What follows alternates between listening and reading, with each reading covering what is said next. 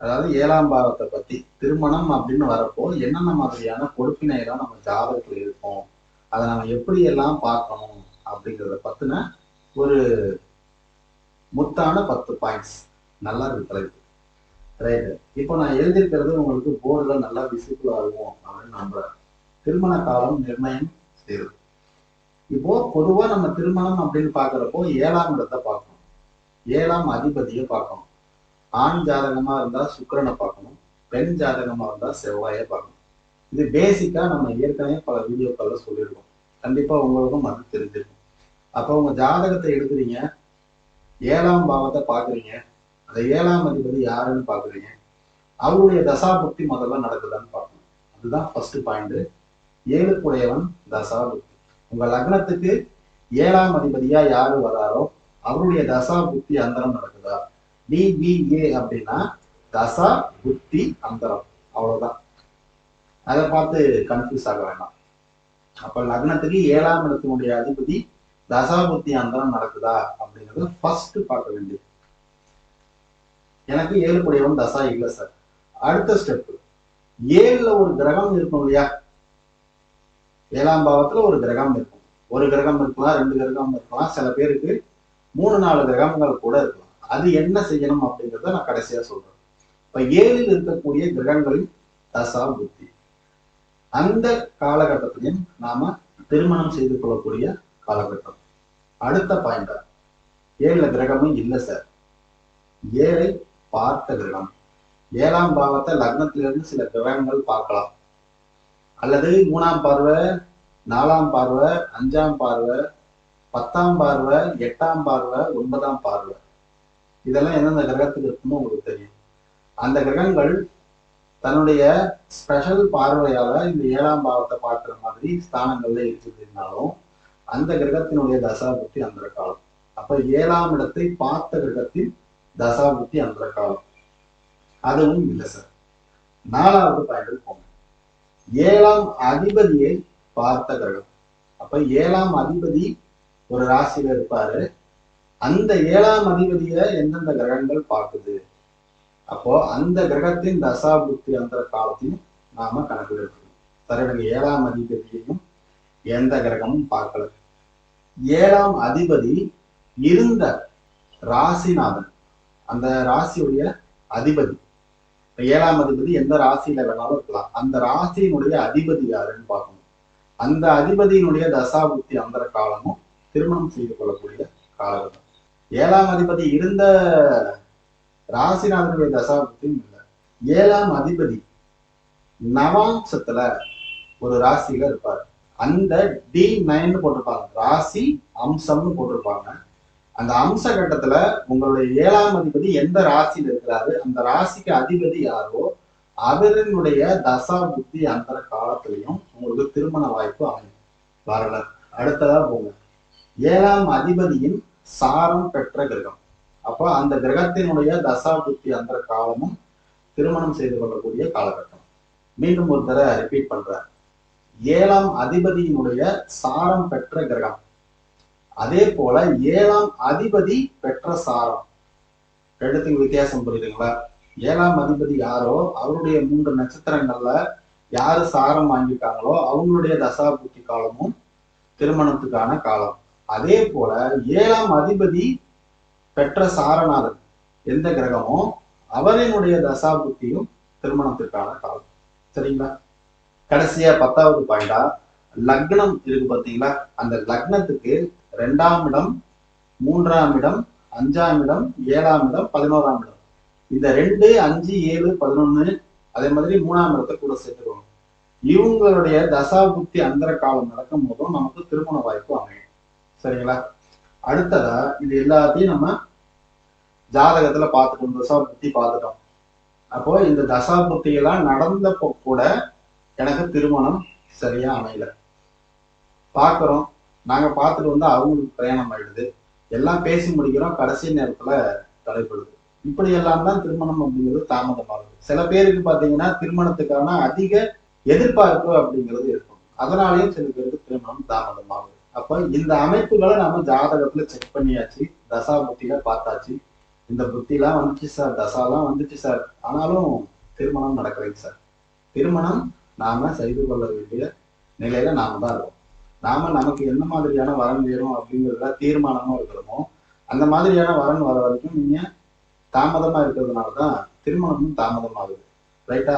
அடுத்ததா பாத்தீங்கன்னா, பொதுவா இது பார்த்து முடிச்சதுக்கு அப்புறம் ஒரு ஆண் ஜாதகத்துல, பெண் ஜாதகத்துல, ஆண் ஜாதகத்துல சுக்கிரன் அப்படிங்கிறவரையும் பெண் ஜாதகத்துல செவ்வாய் அப்படிங்கிறவரும் கலத்திரத்துக்கு காரகனா இருக்கிறாங்க. அப்போ அவர்களுடைய தசா புத்தி அந்தர காலம், அந்த காலகட்டமும் திருமண வாய்ப்பை ஏற்படுத்தி தரும். ரைட்டா? அடுத்ததா பாத்தீங்கன்னா, நாம 7ஆம் பாவம், 7ஆம் பாவாதிபதி, களத்திர காரகன், ஆண் ஜாதகத்துக்கு சுக்கிரன், பெண் ஜாதகத்துக்கு செவ்வாய். இந்த பேசிக்ல நாம இதெல்லாம் பார்க்கணும். இந்த 10 ரூலையும் உங்களுடைய ஜாதகத்தை நீங்க செக் பண்ணி பார்க்கணும். இந்த அமைப்புல இருக்கிற சுக்கிரன் ஆண் ஜாதகத்திலையும் செவ்வாய் பெண் ஜாதகத்திலையும் பார்க்கணும். 7ஆம் பாவம், 7ஆம் அதிபதி சுக்கிரன், செவ்வாய். இவ்வளவுதான் நீங்க அதிகபட்சம் பார்க்கக்கூடிய அமைப்பு. அப்ப இந்த அமைப்புல ஏதோ ஒரு நாள்ல தான் நமக்கான திருமண தேதி அப்படிங்கிறது இருக்குது. ரைட்டுங்களா? அப்போ இந்த தேதிகள் வரும்பொழுது, இந்த தசா புத்திகள் நடக்கும் போதும் நமக்கு திருமணம் தள்ளி போறதுக்கான காரணம் என்ன அப்படின்னா, அதுக்கான 10 பாயிண்ட் இங்க கொடுத்துருக்கேன். என்னன்னா, இப்போ உங்களுக்கு தசா நடத்துற கிரகம், ரைட்டுங்களா? தசா புத்தி அந்தரம், இந்த 3ல சம்பந்தப்படக்கூடிய கிரகங்கள் நீச்சமா இருக்கிறது, ராசியில அல்லது அம்ச கட்டத்துல நீச்ச நிலையில இருக்கும் போது, அதே போல தசாநாதன், புத்திநாதன், அந்தரநாதன் யாரோ அவரு அஸ்தமன நிலையில இருக்கிறது. அஸ்தமனங்கிறது சூரியனால அஸ்தமிக்கப்படுறது. சூரியனுக்கு நெருங்கிய பாதையில போகும்போது ஒரு 5 பாகைக்குள்ள போறப்போ கிரகங்கள் அஸ்தமனம் அடையும். அப்போ சூரியனோட நெருங்கி இருக்கிற கிரகங்களுடைய தசா புத்தி அந்தர காலம் வரப்பையும் அந்த திருமண வாய்ப்பை நம்மளால பயன்படுத்த முடியாது. ஏதோ ஒரு கால சூழ்நிலை, ஏதாவது ஒரு வேலை காரணமாகவோ வேற ஒரு கால சூழ்நிலை காரணமாகவோ அந்த நேரத்துல நாம திருமணம் பண்ணிக்க முடியாத நிலை ஏற்பட்டிருக்கும். ரைட்டுங்களா? அடுத்ததா பாத்தீங்கன்னா, பாதகஸ்தானம் அப்படின்னு இருக்கு. ஒவ்வொரு லக்னத்துக்கும் பாதகஸ்தானம் இருக்கு. சரராசிக்கு 11ஆம் இடம், ஸ்திரராசிக்கு 9ஆம் இடம், உபயராசிக்கு 7ஆம் இடம். அப்ப உங்களுடைய தசா புத்தி அந்த கிரகங்கள் பாதகத்தோட தொடர்பா இருக்குதா அப்படிங்கிறத நாம தெரிஞ்சுக்கணும். அடுத்ததா பாத்தீங்கன்னா, திதி சூன்யம். இந்த திதி சூன்யம் அப்படிங்கிறது உங்களுடைய லக்னத்துக்கு எந்த பாவம் திதி சூன்யமோ அந்த பாவத்துக்கு சம்பந்தப்பட்டது இந்த கிரகங்கள் தொடர்பாகிறாங்க. 7ஆம் அதிபதியோ 7ஆம் இடத்தை பார்த்த கிரகமோ, இப்படி இந்த ரூல்ல பார்த்த ஏதாவது ஒருத்தவங்க இந்த திதி சூன்யத்தோட சம்பந்தப்படும் பொழுதும் அந்த நேரத்திலேயே நம்மளால சரியான வகையில அந்த காலகட்டத்தை பயன்படுத்த முடியாம போயிருக்கும். அடுத்ததா பாத்தீங்கன்னா, முடக்கு ராசின்னு சொல்லுவாங்க. சூரியன் எந்த நட்சத்திரத்துல நிக்கிறாரோ அதுல இருந்து மூலம் வரைக்கும் எண்ணி பூராடத்துல இருந்து திரும்பி அதை எண்ணி போடும்போது எந்த ராசி வருதோ அந்த ராசி முடக்கு ராசியா இருக்கும். அந்த முடக்கு ராசி அப்படிங்கிறது இந்த பிறவியில நாம அதை போய் நோண்டக்கூடாதுன்னு அர்த்தம். அதுல இருக்கிற ஏதோ ஒரு பிரச்சனைய பூட்டு போட்டு பூட்டி வச்சிருக்காங்க அப்படின்னு அர்த்தம். அதை போய் நம்ம நோண்டினோம்னா அது மூலமா நல்லதும் நடக்கலாம், கெட்டதும் நடக்கலாம். அந்த மாதிரியான ஒரு தன்மையில ஒரு ராசி நமக்கு இருக்கும். அப்ப அந்த ராசியில போய் மாட்டிருக்கிறாரு அல்லது அந்த ராசிநாதனுடைய தொடர்புல இருக்கிறாரு அப்படிங்கிறப்பையும் நாம் அதை பயன்படுத்த முடியாத நிலை இருக்கும். அடுத்ததா பாத்தீங்கன்னா, 6ஆம் இடம், 8ஆம் இடம், 12ஆம் இடத்துடைய தொடர்பு. லக்னத்துக்கு 6ஆம் பாவம், 8ஆம் பாவம், 12ஆம் பாவம் அது ஒரு ஜாதகத்தில் இருக்கக்கூடிய பொதுவான பிரச்சனைகளை சொல்லக்கூடியது. அப்ப இவர்களுடைய தொடர்பு தசாபுத்தி அந்தரநாதருக்கு கிடைக்குது, தொடர்பு வருது அப்படின்னா அங்கேயும் நாம சரியான முடிவெடுக்க முடியாது, அந்த கால சூழ்நிலையை பயன்படுத்த முடியாது அப்படின்னு அர்த்தம். அடுத்ததா பாத்தீங்கன்னா, பாவக்கத்தரி யோகம். இந்த பாவக்கத்தரி யோகம் அப்படிங்கிறது உங்களுடைய தசாபுத்தி நாதனுக்கோ உங்களுடைய 7ஆம் அதிபதிக்கோ அல்லது சுக்கிரனுக்கோ செவ்வாய்க்கோ 2 பக்கத்திலையும் பாவ கிரகங்கள் இருக்குது. ரைட்டுங்களா? அப்போ இந்த பாவக்கத்தரி யோகம் ஏற்படும் பொழுது நம்மளை சுத்தி ஒரு நல்ல வைப்ரேஷன் இல்லை அப்படின்னு அர்த்தம். அந்த காலகட்டத்துல ஒண்ணு நாம அவங்களால இன்ஃபுளுன்ஸ் ஆகி கொஞ்சம் அடமெண்டா கொஞ்சம் ஆட்டிடியூடா இருந்திருக்கும். அந்த மாதிரியான சூழ்நிலைகள் தான் இந்த பாவகத்தரி யோகம் கொடுக்கும். அடுத்ததா பாத்தீங்கன்னா, பொதுவா திருமணத்துக்கான பொருத்தம் பார்க்கும் போதும் சரி, திருமணத்துக்கு வரக்கூடிய ஜாதகங்கள்ல பார்க்கக்கூடிய அமைப்புகளும் சரி, சனி சந்திரன், சனி செவ்வாய் ரெண்டு பேரும் சேம் டிகிரியில இருக்குது. ஒரு ஜாதகத்துல சந்திரனுடைய வீட்டுல சந்திரனும் சனி பகவானும் சேர்ந்து ஒரே பர்டிகுலர் டிகிரியில நிற்கிறாங்க. அது எந்த டிகிரியில வேணும், ஒரே டிகிரியில சேம் டிகிரியில நின்னாங்கன்னா அங்க கொஞ்சம் திருமணத்துக்கான பிரச்சனைகள் வருது. அதே மாதிரிதான் சனி செவ்வாய் ஒரே டிகிரியில இருந்தாலும் பிரச்சனைகள் வருது. ரெண்டாவது லாஸ்டா பாத்தீங்கன்னா 11ஆம் அதிபதி மற்றும் சனி பகவான்.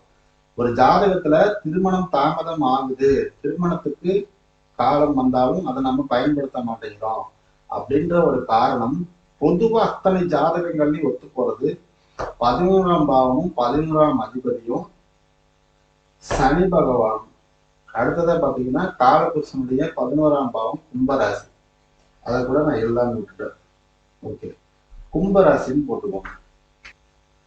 அப்போ 11ஆம் பாவாதிபதி 11ஆம் பாவம் கும்பராசி சனி பகவான். இவர்களுடைய தொடர்புல தசாபுத்தி அந்தரநாதர்கள் இருந்தாலும் சரி, லக்னாதிபதி இருந்தாலும் சரி, 7ஆம் அதிபதி இருந்தாலும் சரி, அங்கேயும் திருமணம் அப்படிங்கிற ஒரு நிகழ்வு காலம் வரும்பொழுது அதை நம்மளால பயன்படுத்த முடியாம போகும். சரிங்களா?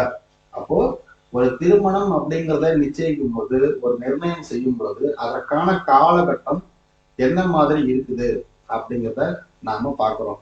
அப்போ அந்த காலகட்டம் வரும் பொழுது அதை நாம பயன்படுத்தினோமா பயன்படுத்தலையா அப்படிங்கிறதுதான் இங்க கேள்வி. அப்ப பயன்படுத்திக்கிட்டோம் அப்படின்னா நமக்கான சரியான வயசுல திருமணம் அப்படிங்கிறது நடந்துடும். பயன்படுத்த முடியல அப்படின்னா அதை பயன்படுத்த முடியாத மாதிரி நம்ம ஜாதகத்துல கிரகங்கள் நீச்சமா இருக்கலாம், அஸ்தமனமா இருக்கலாம், பாதக தோஷம் அடைஞ்சிருக்கலாம், 6-8-12 தோஷம் அடைஞ்சிருக்கலாம், பாபகத்திரி யோகம் அடைஞ்சிருக்கலாம்.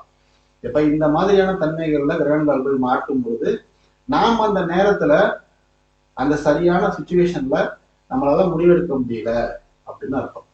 இப்ப திருமணம் அப்படிங்கிறது இந்த காரணங்களாலதான் சீக்கிரமா நடந்தாலும் சரி, லேட்டா நடந்தாலும் சரி, இந்த காரணங்களால மட்டும்தான் நடக்குமே ஒழிய பெரிய தோஷங்கள்னால, பெரிய பிரச்சனைகள்னால அப்படிலாம் ஒன்றும் கிடையாது. ரைட்டுங்களா? இவ்வளவுதான் மேட்ரு, இவ்வளவுதான். இதை நீங்க எந்த அளவுல புரிஞ்சுக்கிறீங்களோ அந்த அளவு இது உங்களுக்கு ரொம்பவே பயனுள்ளதா இருக்கும். வீடியோ பிடிச்சிருந்துச்சுன்னா மறக்காம லைக் பண்ணுங்க. உங்களை மாதிரி மற்றவங்களுக்கும் இந்த வீடியோவை ஷேர் பண்ணி விடுங்க. அப்பதான் நீங்க பயனடைஞ்ச மாதிரி மற்றவங்களும் பயனடைய முடியும். மறக்காம சப்ஸ்கிரைப் பண்ணி சப்போர்ட் பண்ணுங்க. மீண்டும் ஒரு நல்ல தகவலோட உங்களை சந்திக்கிறேன். நன்றி, வணக்கம்.